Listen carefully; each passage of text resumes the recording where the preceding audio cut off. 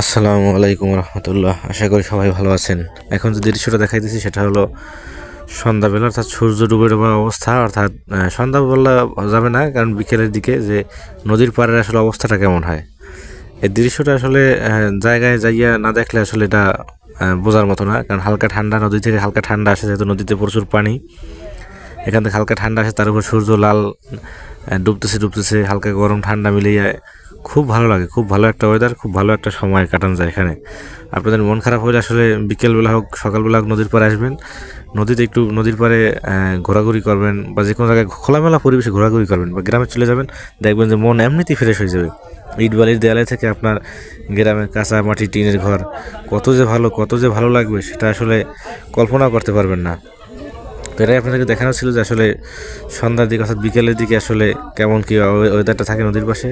তো আমার সাথে আরও লোকজন ছিল, তাদের সাথে হাসাহাসি করতেছিলাম এবং ভিডিওটা করতেছিলাম। তো যাই হোক, সবার জন্য শুভকামনা, সবাই ভালো থাকবেন। আসসালামু আলাইকুম।